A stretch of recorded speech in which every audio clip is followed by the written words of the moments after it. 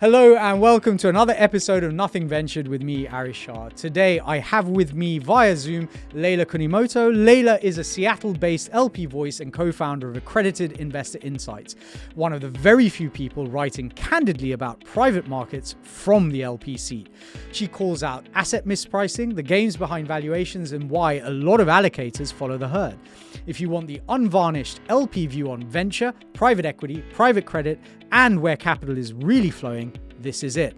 In today's episode, we talk about how VC occupies its very own niche in the ecosystem of private markets, and therefore why VCs should be blunt that returns are going to be deferred and DPI is going to be pushed out. Investors in VC understand that there shouldn't be any cash flow, right? This is not why they're investing in VC funds. They are investing in the story, in the great idea. How the middle is getting squeezed out, whether that's in VC, private equity, or other sectors, and why continuation vehicles are the playground of institutional investors. Continuation vehicles are still predominantly the playground of institutional LPs. How there is no law in the US to regulate how an asset sold to a related party is valued, and how the only game in private equity is to grow AUM. In the United States, there is no regulation, there is no law that stipulates how the valuation needs to happen. Why, if we're in a bubble, and Leila and I think we are, we don't think it's going to pop, even if it deflates, and why surgical precision in the investment thesis will always get an LP's attention. That bubble has not popped. That bubble is still inflated, it's deflated some, but it's still there. How the narrower the GP's expertise, the tighter the thesis needs to be. When you combine that surgical precision with a VC who has deep, unshakable expertise in that particular vein, I think that's a winning combination. Let's get straight into it. Hi there, whilst I've got you for a second, I thought I'd reintroduce myself. My name's Aarish. I am the host of Nothing Ventured, the podcast where I talk to the people behind the stories that make the venture ecosystem go round. I'm also the founder of Emerge One, a consultancy providing fractional CFO support to venture-backed tech startups from seed to Series B and beyond. If you enjoy the podcast, we would really appreciate it if you could subscribe, rate, and comment wherever it is that you listen. And should you want to get in touch with me about anything you've heard on the podcast, or even if you want to suggest a guest, do reach out to me on LinkedIn or Twitter. I'm always up for a natter. Right, let's get back into it.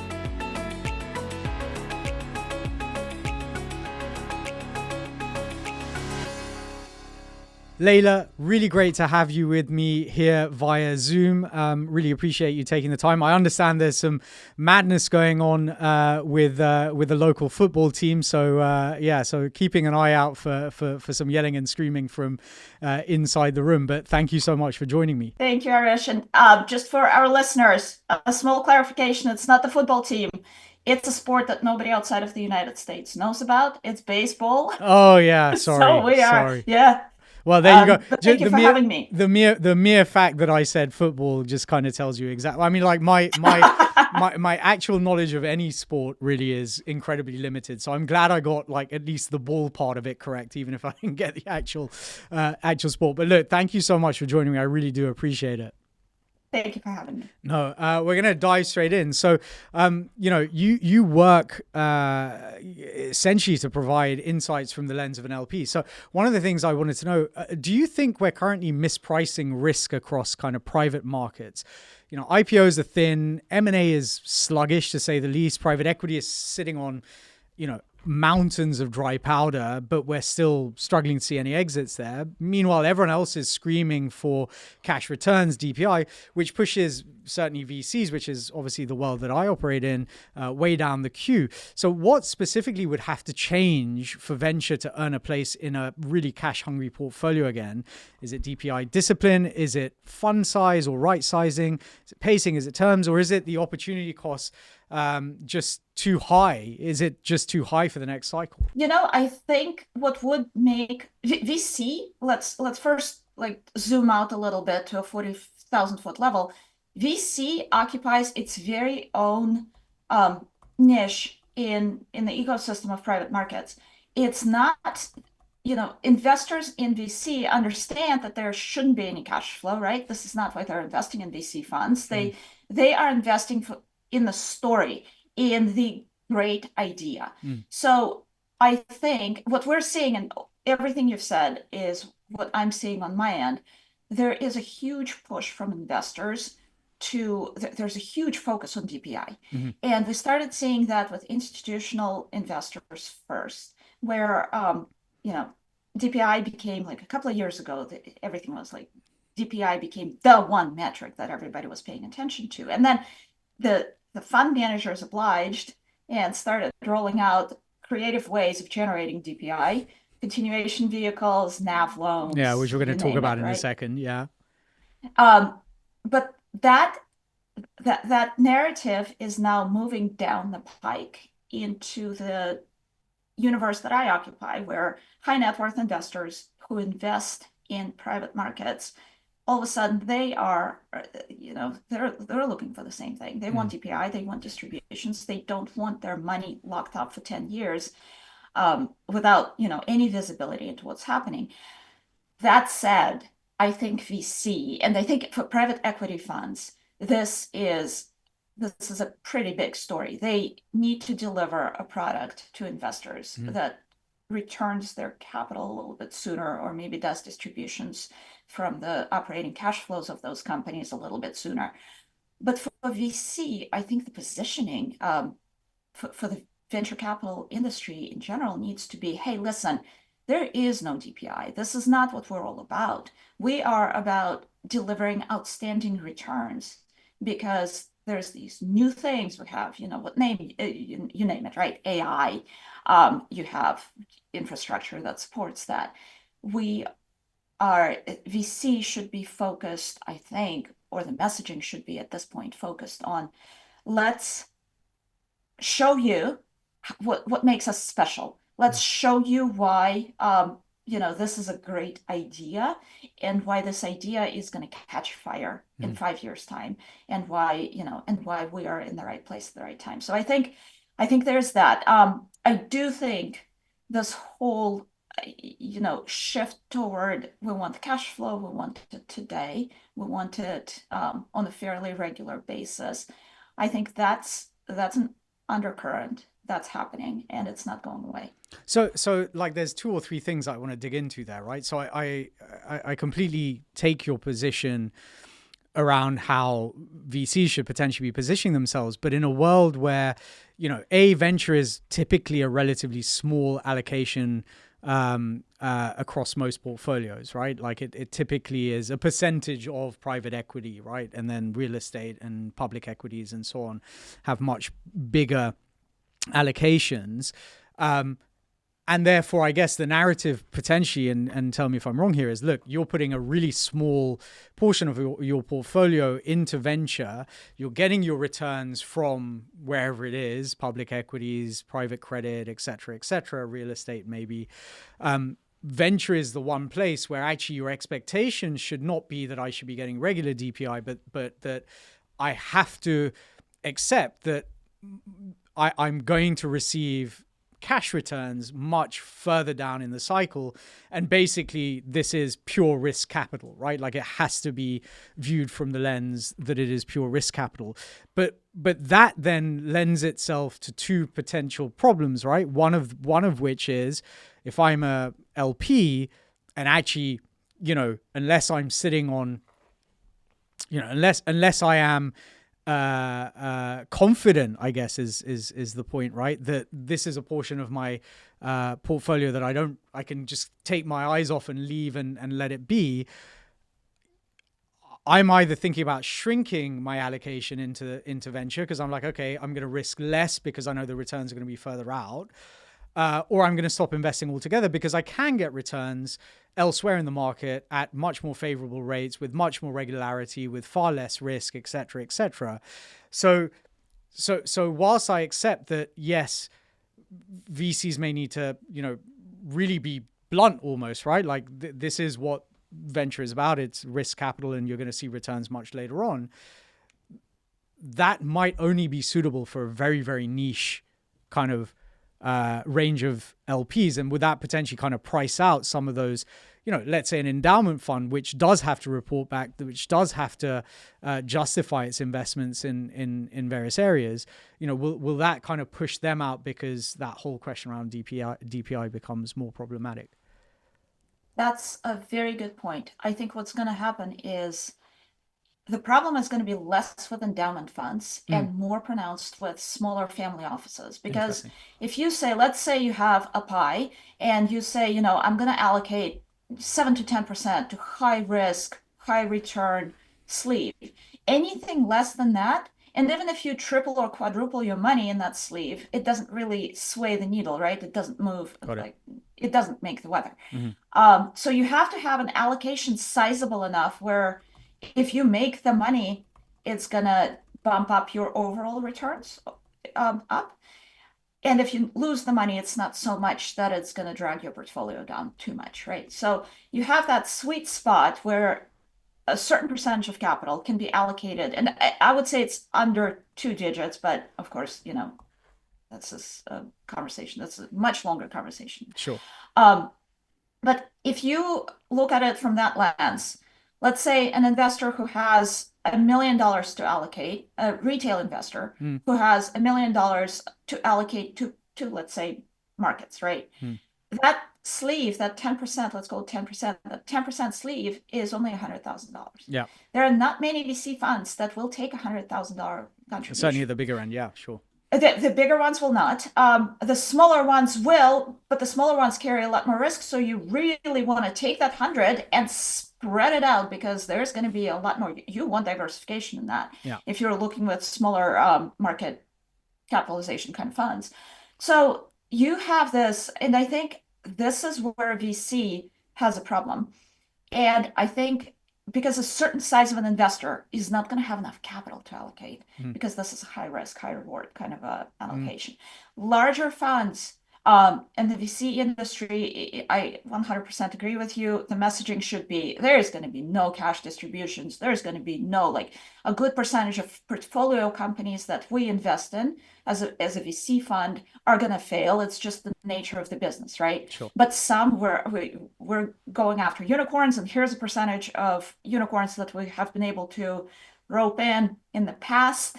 So that should be the messaging, and that messaging is probably going toward larger LPs. Yeah, and that's interesting, because that kind of correlates maybe a little bit with anecdotally, or actually even visibly, what we're seeing, right? Which is platform mega funds, Andreessen Horowitz, Sequoia, Excel, etc., right, are growing, and their AUM is growing larger and larger day by day, seemingly. And then the other end of the market, you have kind of micro funds or very, very smaller emerging manager funds, where maybe that $1 million total allocation that a private investor has, that a retail investor has, they can take their 100K and maybe split that into 2 50K checks or 4 25K checks, and those can go into those kind of emerging managers. But to your point, the endowments then are looking at those bigger funds and where they have the proven track record, et cetera, et cetera. I think so. What it seems to me is actually the people that are going to end up getting more and more squeezed are the venture funds sitting in neither the kind of emerging manager territory or the large cap mega fund territory, right? Bingo. The middle is going to get squeezed out, and that's not just in VC. It's happening in private equity, which is upmarket from VC, right? Yeah. So this is larger companies, far bigger funds. It's happening in private equity as well. And I think it's fair to say that in VC, this is probably going to happen also. There is a lot of, VC in general, you need access to great ideas. And with size, you have more great ideas pitched to you. Sure. So there is advantage to be had by growing AUM, by becoming a very large VC fund, just because you have more capital is flowing to you, and you get better pitches. But the problem with that, I guess, sorry to interrupt, but the problem with that then becomes, right, the larger the fund size, the later stage you have to go. So you start approaching the private equity sort of thing. And so, you talk to a lot of people, if you've got 150, $200 million in AUM or as a fund size, you can still invest in pre-seed or seed, like very early stage kind of checks. The minute you start going to $500 million, $1 billion, like you can't. You have to invest at later stage businesses, which then closes the door on those very early stage companies where the innovation potentially is happening, where those new ideas are potentially happening. So it's really contrary thing. Like there's a lot of kind of those middle stage VCs who I know don't want to grow their AUM because they know that they wouldn't be able to access those very early stage deals, which is what they're interested in, versus blowing up their fund size and having to move into the later stages, right? So it becomes this kind of I can't even think of what the right metaphor is, but it becomes a bit of an albatross around your neck, right? You can't grow because that will price you, or you just simply won't be able to allocate into those smaller earlier stage businesses. But if you don't grow, you're going to get squeezed out. Bingo. You hit the nail on the head here. It's like the image I like to think of is a snake that eats its own tail. Yeah, the Ouroboros. So it's right. You have to grow because there's advantages that come with growth, but the growth itself makes it so that you are passing. And it happens in public markets, like large, actively managed funds that buy long-only equities, right? Famous Warren Buffett quote that says, we would do much better if we were smaller just because we can go after smaller opportunities. Same thing. Yeah, this is the same exact thing is happening in VC. What I think is going to happen is once we figure out the liquidity piece, and this is, we can record $1 million question, yeah. But yeah, however we figure out the liquidity piece, and if I were to bet my money, I think it would be on the blockchain. I think it would somehow get tokenized, and that might be how we're going to see it. But however we figure that out, once that investment, once the friction goes down, so once we can start selling shares for $1,000 or even smaller increments, that's going to open the floodgates for much smaller investors to enter the space without a fund manager coming and holding their hand. Because right now there's another problem. So if you are a fund manager, VC, private equity, you name it, right? Real estate, it is getting a retail investor is enormously expensive. The cost, because you have to staff the investor relations, you have to somehow reach the individual, 2,000 individual investors, whereas you can go and, have 2 meetings with an endowment fund and get a $10 million check. So those VC firms, the smaller end of the market, is facing that problem too. Yeah. There's an enormous cost. Not only is it more expensive for them to operate, there's also certain things that come with scale that they just don't get to partake in. Yeah, I mean, I talk about it a lot with the companies that we work with, right? Who are the actual startups, right? And I tell often it's harder to go out and raise $300 or $400 or $500,000 than it is to raise 10 million, because with a 3, 4, 500, you have to go to angels, which means you've got to convert 30 or 40 of them with, 10 to 25 or, 50K checks or whatever the numbers are, versus, okay, I'm raising 10 million where I can find one VC to lead with a 2.5 million check. And then I've got to fill the balance with maybe 4 or 5 other VCs or whatever. And it's just much, I mean, look, it's hard irrespective, but it's much harder at that angel level to go out and schlep and, wander around the universe looking for those 50, 60 investors versus, okay, I know that there are 20 VCs that operate within my space who I can go to who do lead on a round or may follow or whatever. And okay, I can target those guys. And if that works, then I should have my round filled relatively easily. If it doesn't work, that's a whole different question. But I think what it sounds like to me is, and I think exactly to your point, this is a problem across everything. We're going to talk about this right now. I want to get onto this, but that whole liquidity piece, there are some very interesting, vehicles being created. We're going to talk about the continuation vehicles right now, but even that feels like it's still the Ouroboros, it's still the snake eating its own tail, right? So, like, are they actually liquidity? Are they delivering liquidity, or is it make believe? Because continuation vehicles went from sort of quirky edge cases to almost like by default, this is the only way we're going to exit at private equity, let's say. And we're now seeing continuation vehicles doing deals with other continuation vehicles. So, and often, not often, we've seen recently, it's been, in the FT and in the press, where you'll have a continuation vehicle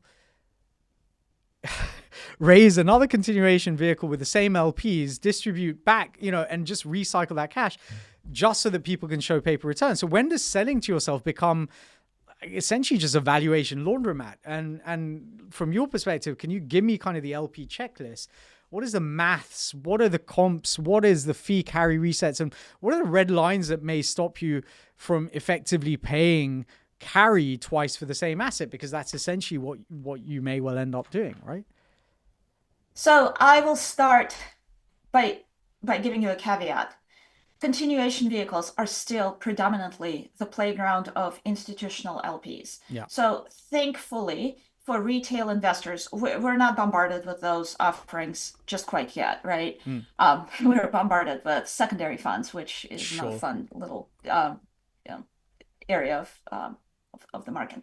But continuation vehicles themselves. So I'll give you two perspectives. I'll give you the perspective of the fund manager, and then I'll give you the perspective, kind of the skeptical devil's advocate perspective of it. So from the perspective of the fund manager, how those continuation vehicles are sold to LPs, and this is hearsay. Again, I'm a retail investor. I speak with people who sit on investment committees for large institutional LPs.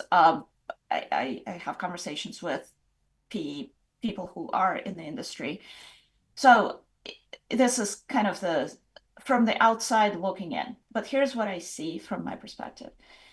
The fund managers, the sales pitch is this: we have this amazing asset. It has generated incredible returns.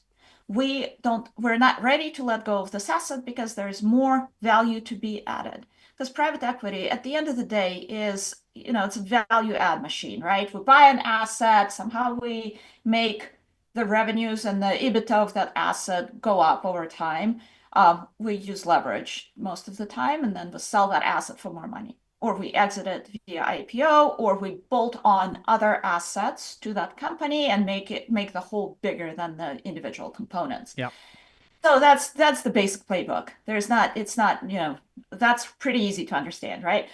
But you get to a situation where an asset, a portfolio company, has been in the fund for 7-8 years.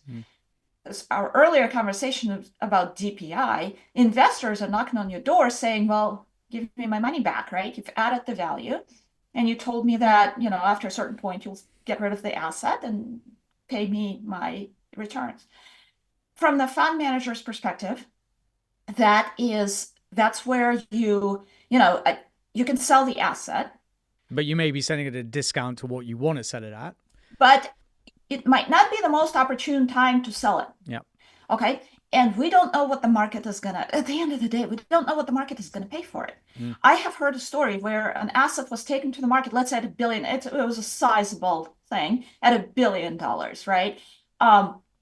Market no bites. And after 6 months, the fund manager said, well, okay, that's all fine, but it's a wonderful asset. We're going to buy it for 1.1, but we're going to put it into the next fund. Yeah. So it wasn't like a continuation vehicle in and of itself. It was a sale to the next fund. So it was like a separate transaction. But so from the fund manager's perspective and the sales pitch that those things come with is, these are great assets. There's more value to be added. Let's hold on to them, and let's not sell them. Let's not IPO them. Let's move them into the next vehicle. Now, all of those structures are highly bespoke. There is, there's some LPs, and LPs are well aware of the problem. In the United States, oh, here's a caveat. In the United States, there is no regulation, there's no law that stipulates how the valuation needs to happen. That there was a proposed set of rules, it was struck down in 2024. So the proposed set of rules said that if a GP sells an asset to a related party, there has to be one of the two things, either a third-party valuation or there needs to be like a very specific set of things that checks and balances. Yeah, so an audit of the financials, a net asset value, a discounted valuation, a discounted cash flow valuation, whatever. But there needs to be like, these are the rigorous methodologies, and then there's a balance, because it has to be at arm's length, right? It has to be at arm's length, and right now there is no such rule. And LPs, the intelligent LPs, the endowments, the larger funds that play this game know this, right? ILPA knows this, the Institutional LP Association, they know this. So there is a set of rules that kind of proposed rules that LPs who know what they're doing should be asking. They should be asking for valuations. They should be asking for co-invest. LPs have the right to ask the GP to not take the carry, and they have the right to ask for the GP to roll their interest into the continuation vehicle. All of those are great. The problem is, this is teams of people who are doing this for a living, who have bigger teams of legal advisors, who know what to ask for.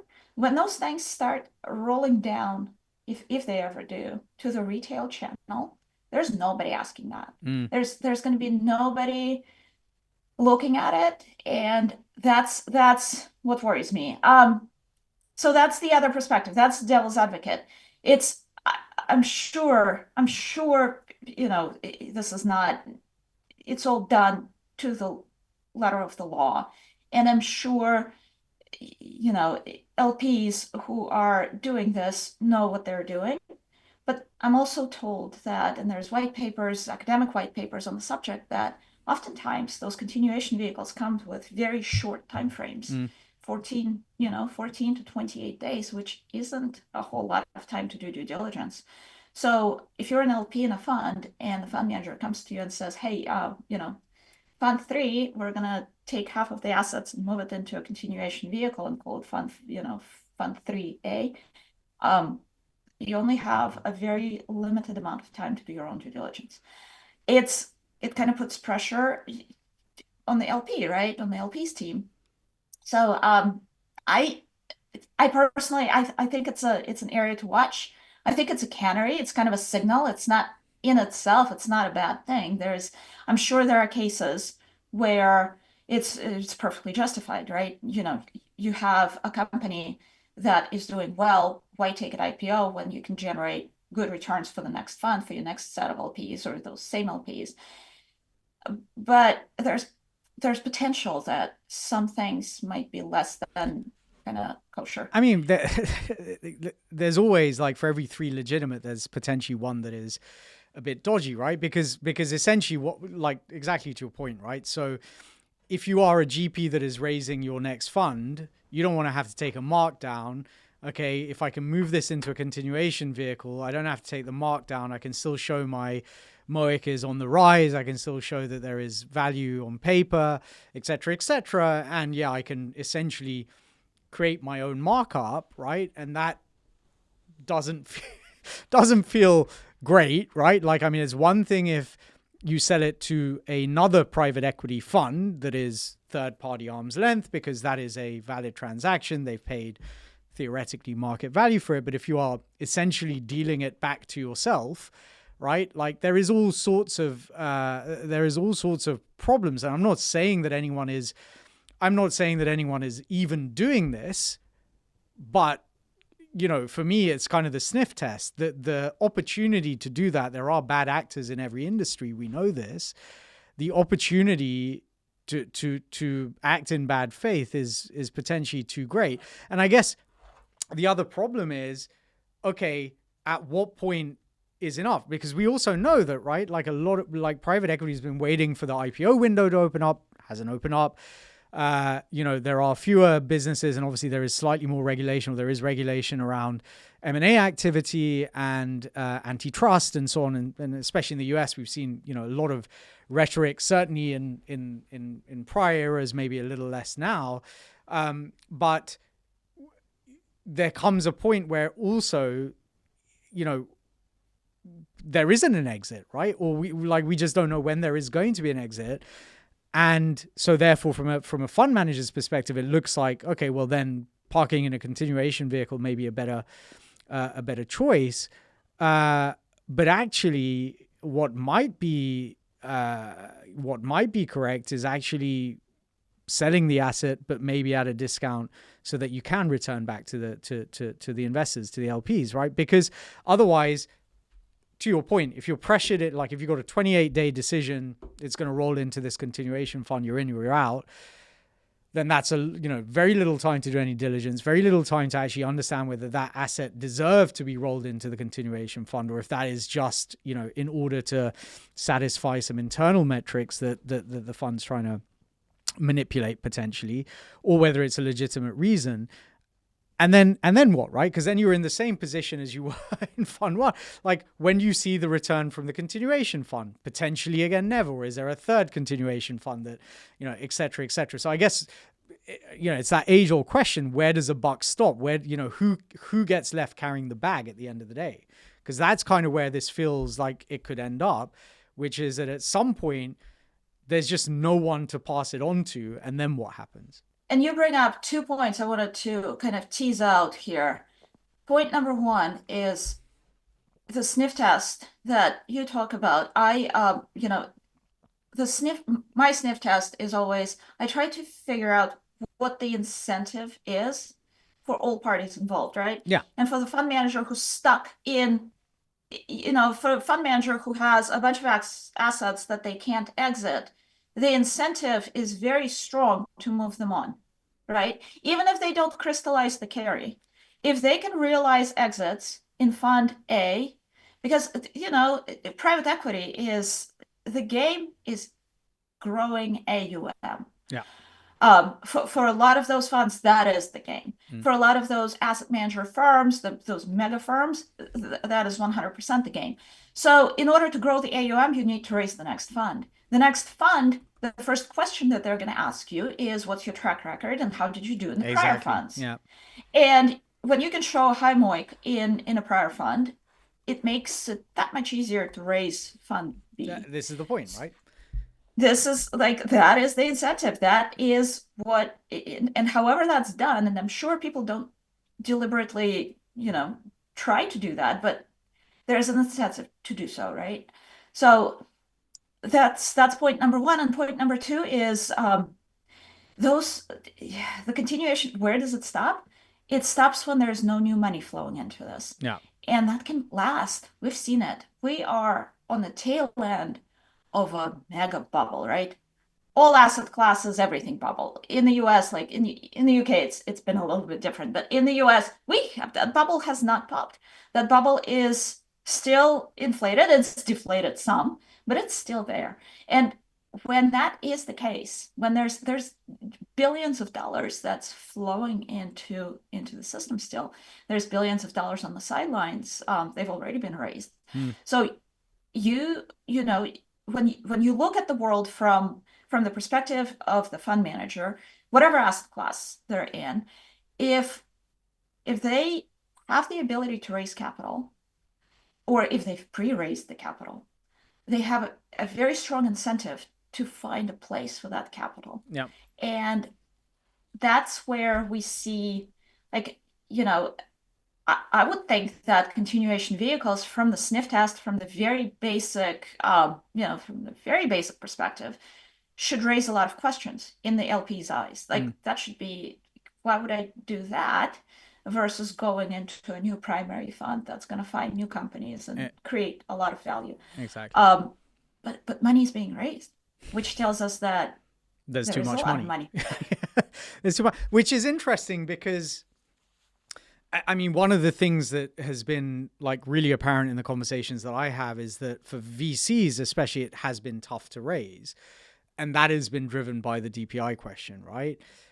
Because of course VCs don't play in continuation vehicles. They don't have those sort of mechanisms, and because they don't command those levels of capital necessarily as compared to like a private equity fund or a mega private equity fund. It's just not feasible to do that, right? So for them, it's actually been harder to raise, despite there being, unlimited money sitting on the sidelines. And one of the things that strikes me is we've been in this bubble for close to 10 years, if not more, right? Like the ZIRP era, et cetera, et cetera. We saw the bubble deflate during COVID, reinflate massively, pop, and then again seems to be rampantly kind of just blowing up again. And, I think there are bubbles in various sectors. I mean, just as an aside, we've had recent news. I mean, this episode is going to come out a few weeks after this news came out. But, in the last week, Nvidia has essentially pledged £2 billion to invest in the UK and $100 billion into OpenAI, for OpenAI to buy Nvidia's chips. Like, it's just circular. Like, it feels like we're just in this ever growing kind of circulation of funds where everyone's just plugging back into each other. And, you said, when's that going to stop? Presumably it stops when interest rates are at such a level that the risk reward equation basically becomes, I can park my money in private credit and make a healthy long-term return, so I can reduce my allocation to these risks. But that's going to take a while to play out, right? If we even get there, right? Because we have to get there. We have to get to a place where your risk-free rate is sufficiently high, as sufficiently high a hurdle to make that change. And I thought that would happen when interest rates started rising, and it did a little bit, but actually not so much, as it turns out. So I don't know when does it? I mean, can you see on the horizon a point where someone's just going to turn around, and maybe it's like one of the big endowment funds, or maybe it's a massive institutional investor that just says, hold on a second, guys, like we've got to stop allocating, and that kind of sends a bit of a ripple effect through the ecosystem, or does it just keep going? Great question. That's something that I've been asking myself. Like, what's the trade here, right? Do we think it keeps going up? Is it like gonna go, up to the right, or is it gonna stay flat? And I think the answer, at least from where I think the answer is, and this is my opinion as of today, and it may change, right? I think the answer is going to be that maybe it's gonna slow down, but I don't think, and maybe it's gonna deflate slowly, but I don't see a pop. And there's a reason why I'm saying that. Not because the industry is so amazing. It's not because the assets in those funds are so incredible. None of that I think is the case, personally. But what made the bubble pop back in 2008, where those very complex credit instruments, where underlying collateral in those mortgage-backed securities, the underlying collateral was known, right? It was mortgages against houses, and it was worldwide, and then worldwide it spread because every bank all over was investing across borders. So, but at the end of the day, the source of value creation was mortgages that were being originated on housing in the United States. Like, let's confine it to the United States for a second. Today, the source of value, the very source, is privately held companies that supposedly grow their earnings. And the entire ecosystem is built around it. Private equity firms buy those private companies. VC helps those companies grow to the point where private equity is going to get involved. Private credit finances the whole thing. And then you have derivative instruments, CLOs, collateralized loan obligations. You have the derivative instruments that privately held insurance companies buy. But when you strip all of that, at the source, you have privately held companies that supposedly earn earnings, right? And Yeah. grow those earnings. Now, the big difference between where we are today and where we were in mid 2000s is nobody knows the true value of the underlying source. That's absolutely the, I mean, and certainly in the venture world, right? Like, and I talk about this all the time. In 2021, you might have a business that was priced at 50 times revenue. That same business today is priced at 8 times revenue. The business fundamentally hasn't changed. So it's only our perception, right? Our perception risk. And because none of these companies are exiting, we don't have the benchmarks and the comps to actually reliably test what those assets are valued at. So everyone is kind of betting on, I mean, and this is always the case, right? But everyone is essentially betting on these assets being valued at a justifiable valuation without actually knowing what that valuation is, right? Yes. And unlike the public markets where, you have disclosure, you have quarterly reports that are being published, you can take a look, you can take a microcap company, a company with tiny little market share. And because it's a publicly traded company, you will have a very good insight into how they're performing financially. Sure. Then you can take a large private equity fund and you can look at the financials, even if they file with the SEC, which a lot of them don't, right? So you take a fund that files with the SEC and you open their quarterly report, well, if you wanted to know of the 238 portfolio companies, how those 238 portfolio companies are performing, the best you're going to see is aggregated revenue, aggregated expenses, aggregated net income. Wow. That is the level of visibility you have into it. I don't know, there's 238 positions. I don't even know. A lot of the time, I don't even know what those positions are because that's aggregated. That's aggregated across the entire portfolio. Yeah. Wow. So you could have one massively successful business and 237 flatlining, but essentially it looks like the entire portfolio is doing that or whatever. Correct. And in VC, this is more of a thing. Like VC funds will have, it's a donut. At the end of the day, even the very smart and very successful mega VC funds will have donuts. A lot of companies will go to zero, but there will be several unicorns that will amply make up for it. Yeah, I mean, it's a numbers game. That's power law, and that's how venture works, right? But it's how venture works. Private equity works in a very similar way. Typically, like historically, the default rate in private equity funds has been somewhere between 10 and 20%. Wow. Oh, there was a fantastic article in the Financial Times recently, and it talked about defaults in private equity and how that translates into private credit. So everybody right now is enamored with private credit because you can park your money and make you 10%, right? And it's supposedly very safe, and the default rate is below 1% in private credit. Well, the author of that article is arguing that the default rate is so low is because portfolio companies are not being exited. Like they're not being realized. Those zeros, they're not being realized. So you have typically, if a typical fund will have 10% of their portfolio companies in private equity go to zero, that's, that default rate translates into private credit because some of those borrowers are not going to be able to repay the entire 100% of their loan. Well, that's not what's happening right now because the losses are not realized, and private credit has this nice little feature called payment in kind interest. You could have a company that is showing that's, heading toward bankruptcy, but shows as paid current on the lender's books because they're not even paying interest. That interest is accruing on top of their loan.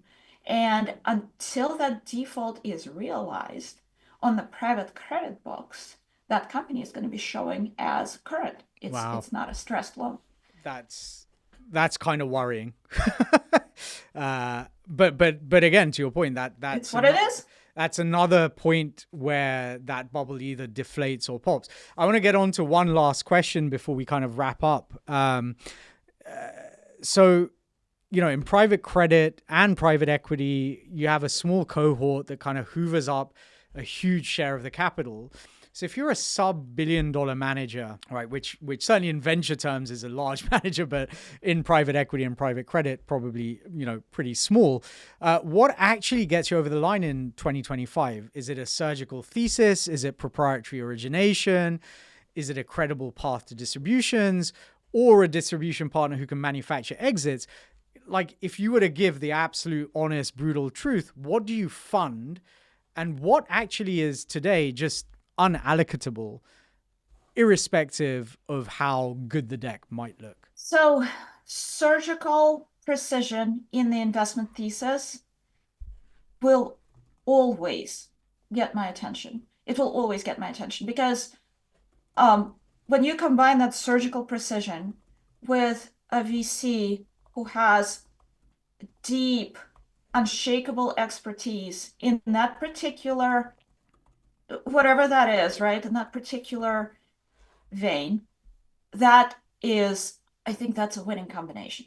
So if you have a VC who's always invested in, I don't know, biotech, right? Whatever, right? SaaS companies that target a very specific Niche thing. Yeah. And they have a proven track record of identifying great companies in that. I think that's a winning combo.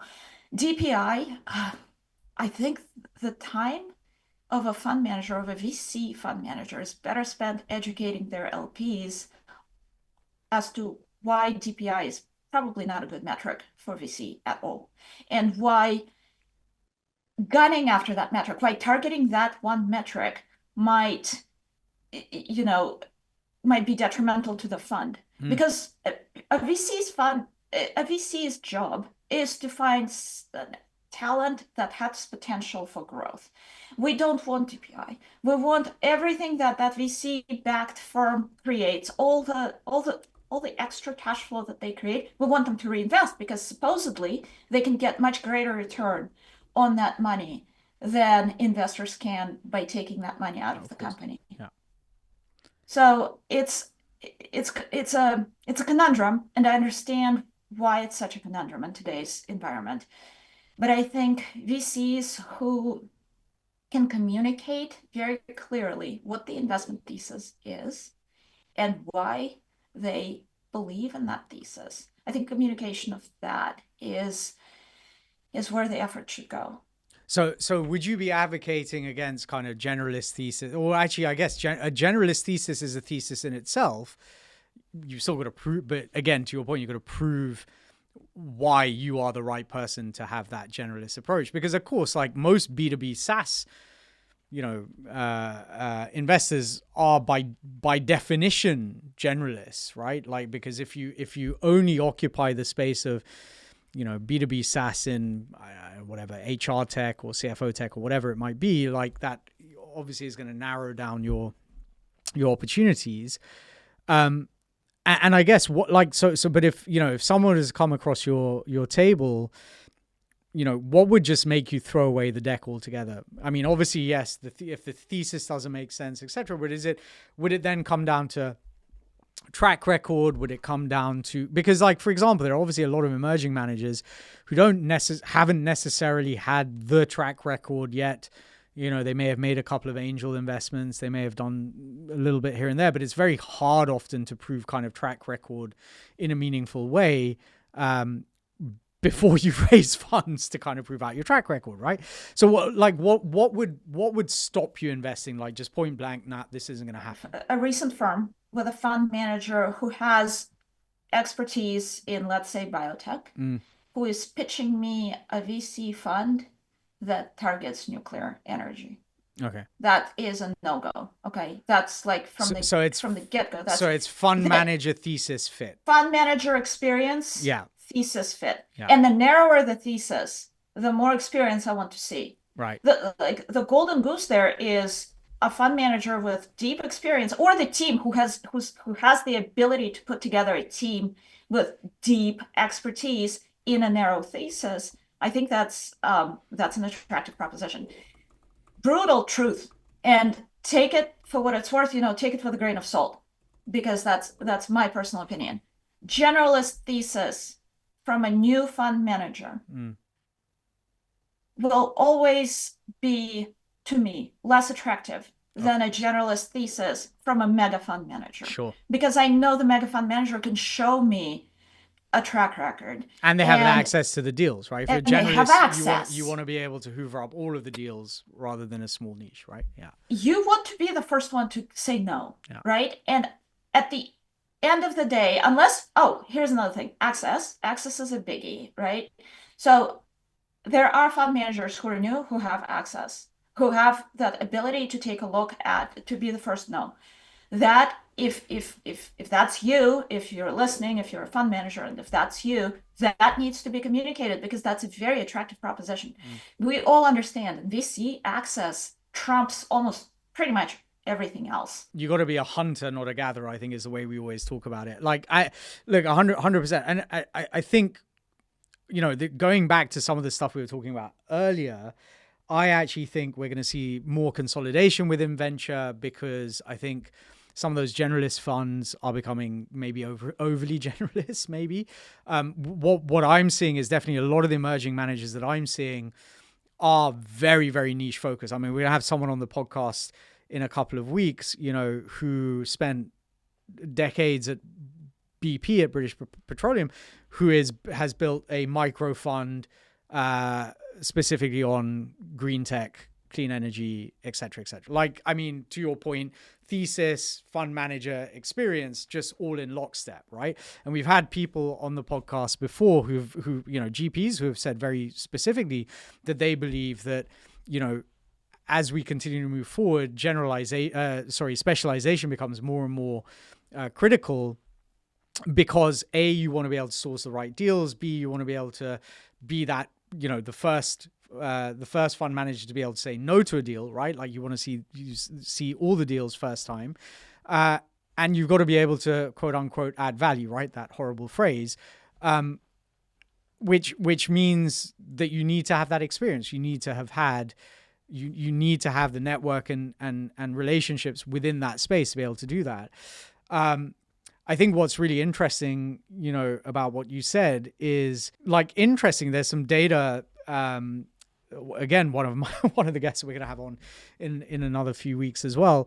I saw a post he did yesterday or something, and he said something like 40%, and I might be mangling these numbers completely, but something like 40% of the founders that they've invested in have zero experience within the sector that they're building in, which is super interesting, because and I always say, like, in startups, often there is value in being an outsider, because you can see the problems from a different perspective.